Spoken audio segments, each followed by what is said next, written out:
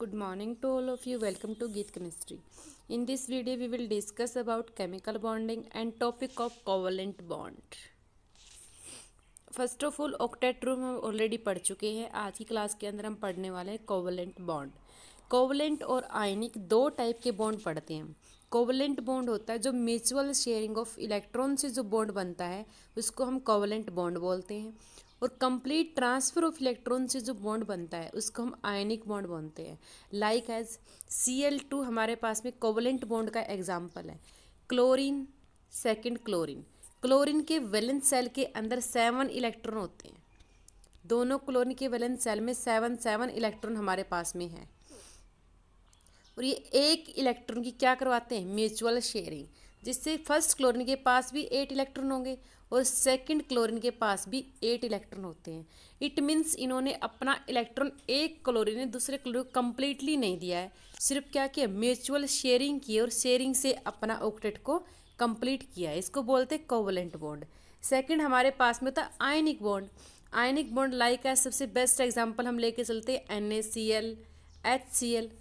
Sodium का atomic number 11, number of electron 11, last shell में 1 electron होता है. और क्लोरीन के लास्ट सेल में 7 इलेक्ट्रॉन होते हैं. अगर सोडियम अपना 1 इलेक्ट्रॉन क्लोरीन को देता है तो सोडियम के ऊपर चार्ज क्या आता है, +1. क्लोरीन के ऊपर चार्ज क्या आता है, -1. इट मीन्स सोडियम ने अपना 1 इलेक्ट्रॉन क्लोरीन को दिया, इसका ऑक्टेट कंप्लीट हो गया. इसके लास्ट सेल में 8 इलेक्ट्रॉन है और अब इसके लास्ट सेल में भी कितने इलेक्ट्रॉन है, 8. दोनों ने अपना ऑक्टेट कंप्लीट किया. किससे, कंप्लीट ट्रांसफ़र ऑफ इलेक्ट्रॉन से. और जो कंप्लीट ट्रांसफ़र ऑफ इलेक्ट्रॉन होता है इसको हम क्या बोलते हैं, इसको बोलते हैं आयनिक बॉन्ड. और कोवलेंट बॉन्ड सिर्फ क्या होता है, जो म्यूचुअल शेयरिंग ऑफ इलेक्ट्रॉन से होता है. अब यहाँ पे चेक करते हैं, क्लोरीन के पास 7 इलेक्ट्रॉन, सेकंड क्लोरीन के पास भी 7 इलेक्ट्रॉन है. इन्होंने एक इलेक्ट्रॉन की क्या की है, म्यूचुअल शेयरिंग की है, जिससे दोनों का ऑक्टेट क्या हो गया, कंप्लीट. फर्स्ट के पास भी 8 इलेक्ट्रॉन है और सेकंड के पास भी 8 इलेक्ट्रॉन है. Then dot represent the electron such a structure are referred as a Lewis dot structure. ये जो डॉट है आपके पास में, इनको आपने इलेक्ट्रॉन बोला गया है. और जो इस पूरे कंप्लीट प्रोसेस को बोलते हैं, इसको बोलते हैं लुईस डॉट स्ट्रक्चर बोलते हैं. अब इसके अंदर और क्या क्या चीज़ें होती है जो लुईस डॉट स्ट्रक्चर के अंदर इंपॉर्टेंट कंडीशन को फॉलो करवाती है. फर्स्ट है, each bond is formed as a result of sharing of electron pair between atom. First point तो ये हमारे पास में, ये क्या करवाती है, शेयरिंग ऑफ इलेक्ट्रॉन करवाती है दोनों एटम के बीच के अंदर. इट मीन्स जो एक इलेक्ट्रॉन फर्स्ट का है ये दोनों के साथ भी काउंट होगा, जो सेकंड का इलेक्ट्रॉन है ये भी दोनों के साथ में काउंट होगा. Each combining contributes at least 1 electron at the share pair. कम से कम 1 इलेक्ट्रॉन तो इन्होंने शेयर करना ही है, और 1 से ज़्यादा 2 या 3 इलेक्ट्रॉन भी ये शेयर करवा सकते हैं. थर्ड है, the combining atom attains the outer shell noble gas configuration as the resulting share of electron. इसका मीनिंग, मेन पर्पज़ क्या है यहाँ पे शेयरिंग करवाने का, कि जो इसकी लास्ट सेल है इसके अंदर 8 इलेक्ट्रॉन होने चाहिए, जिससे ये नोबल गैस कॉन्फिगरेशन को अटेन करें. Last one is, thus in water carbon tetrachloride molecule formation of covalent bond can represented as. अब वाटर के अंदर और कार्बन टेट्रा क्लोराइड के अंदर पढ़ते हैं कि हमारे पास में बॉन्ड किस वे से बनाए गए हैं. अब हमें पता है ऑक्सीजन के वैलेंस सेल के अंदर कितने इलेक्ट्रॉन होते हैं, 6. इसने एक हाइड्रोजन के साथ है बॉन्डिंग की, म्यूचुअल शेयरिंग करी दोनों ने, दूसरे हाइड्रोजन से म्यूचुअल शेयरिंग की. अब देखो यहाँ पे कितने हैं, 4 तो इसके पास ऑलरेडी है, 2 म्यूचुअल शेयरिंग के और 2 यहाँ से. इट मीन्स ऑक्सीजन के पास में कितने इलेक्ट्रॉन हैं, 8 इलेक्ट्रॉन. ये 2 किसके हैं, हाइड्रोजन के हैं, और ये 2 किसके हैं, हाइड्रोजन के. म्यूचुअल शेयरिंग से जो इलेक्ट्रॉन होता है ये दोनों के साथ में काउंट किया जाता है. इट मीन्स इस हाइड्रोजन के पास भी 2 इलेक्ट्रॉन है, इसके पास भी 2 इलेक्ट्रॉन है, और इसके पास में क्या है, 8 इलेक्ट्रॉन है.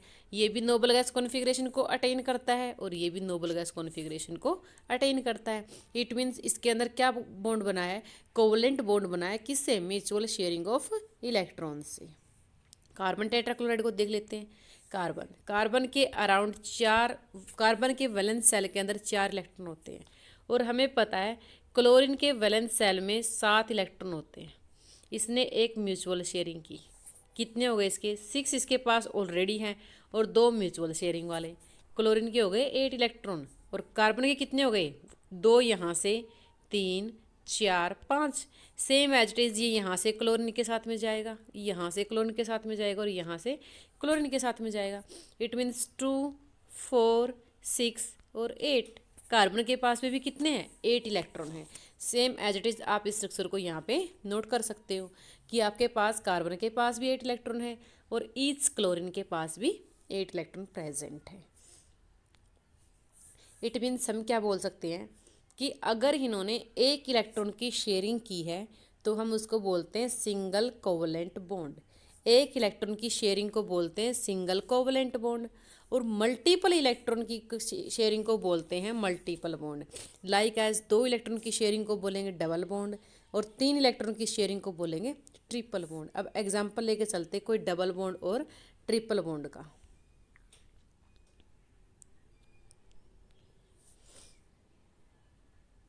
एग्जाम्पल हमारे पास में डबल बॉन्ड का सबसे बेस्ट एग्जाम्पल है O2 डबल बॉन्ड के लिए। ऑक्सीजन के वैलेंस सेल के अंदर इलेक्ट्रॉन कितने हैं? 6। ऑक्सीजन के वैलेंस सेल में इलेक्ट्रॉन कितने हैं? 6। म्यूचुअल शेयरिंग की दोनों ने। अब इसके पास इलेक्ट्रॉन कितने हैं? 8 और इसके पास भी इलेक्ट्रॉन कितने हैं? 8। इट मीन्स यहाँ पे क्या बना आपके पास में? डबल बॉन्ड बनता है। और किससे बनता है? म्यूचुअल शेयरिंग ऑफ इलेक्ट्रॉन से। अब ट्रिपल बॉन्ड की बात कर लेते हैं। ट्रिपल बॉन्ड हमारे पास में नाइट्रोजन और नाइट्रोजन है और हमें पता है नाइट्रोजन के वैलेंस सेल में 5 इलेक्ट्रॉन होते हैं। एक म्यूचुअल शेयरिंग, 2 3। अब इस नाइट्रोजन के पास कितने हैं? 2 4 6 और 8। इसके पास 8 है और इसके पास भी कितने हैं? 8 है। इट मीन्स ये दोनों किसको अटेन करते हैं? नोबल गैस कॉन्फ़िगरेशन को अटेन करते हैं। इट मीन्स इनके अंदर कौन से बॉन्ड बनते हैं? कोवलेंट बॉन्ड बनते हैं। ये सिंगल बॉन्ड है। अगर आपके पास एक इलेक्ट्रॉन की शेयरिंग है सिंगल बॉन्ड बनाते हैं, 2 इलेक्ट्रॉन की शेयरिंग से डबल बॉन्ड बनाते हैं, 3 इलेक्ट्रॉन की शेयरिंग से ट्रिपल बॉन्ड बनाते हैं। एक एग्जांपल आपके पास में इथीन का गिवन है, यहाँ पे चेक कर सकते हो आप। एक कार्बन के पास कितने इलेक्ट्रॉन है? हमें पता है 4 है। सेकंड कार्बन के पास भी 4 इलेक्ट्रॉन है।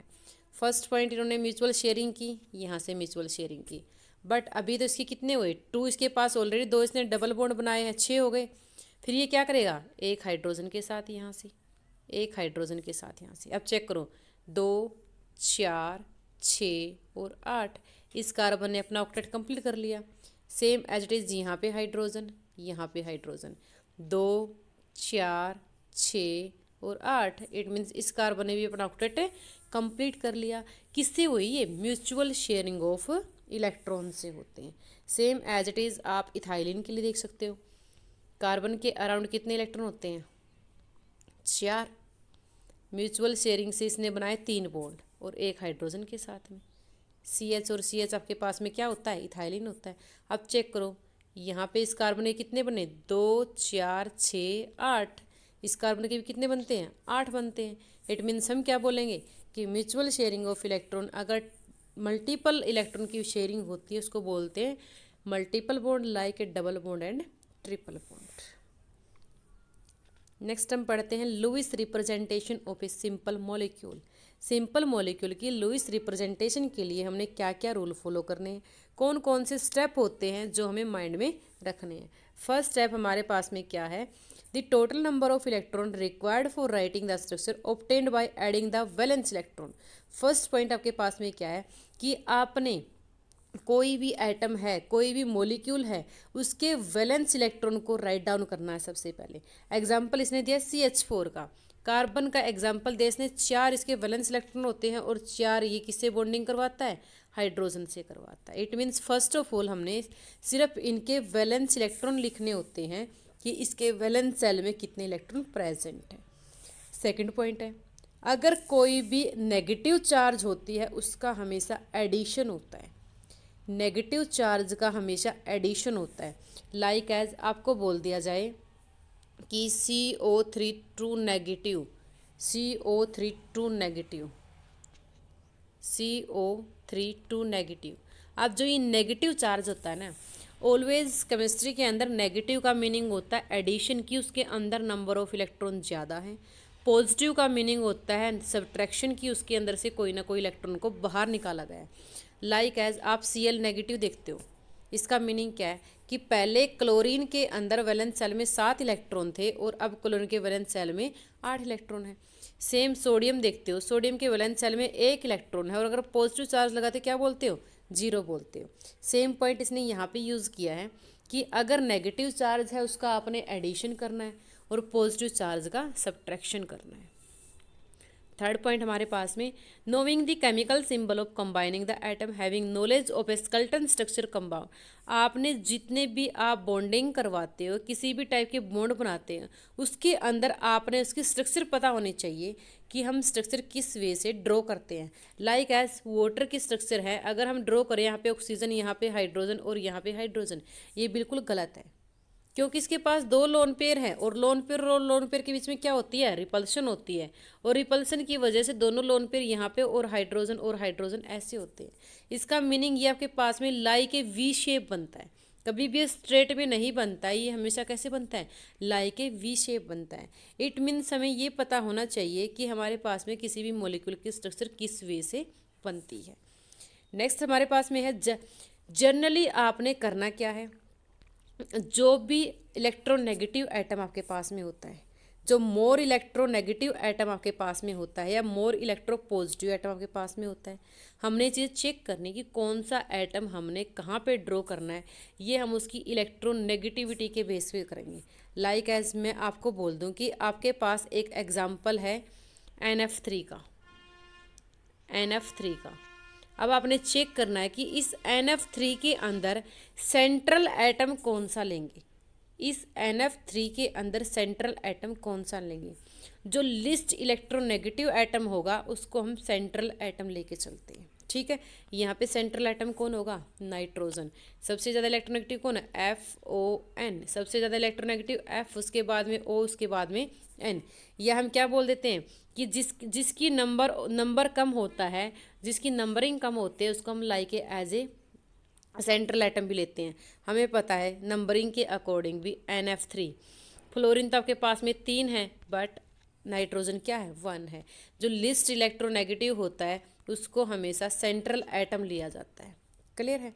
अब टेबल को ड्रॉ देखते हैं। लुईस रिप्रेजेंटेशन एंड सब मॉलिक्यूल, यहाँ पे सिर्फ हाइड्रोजन का है, यहाँ पे O2 का है, ये O3 का। अब देखो NF3 का है, NF3 में सेंट्रल एटम किसको लिया है, नाइट्रोजन को। सेंट्रल एटम किसको लिया है, कार्बन को। सेंट्रल एटम किसको लिया है, नाइट्रोजन को लिया। It means least electronegative will be the central atom. Clear है। आई होप आपको बहुत अच्छे से समझ आया होगा।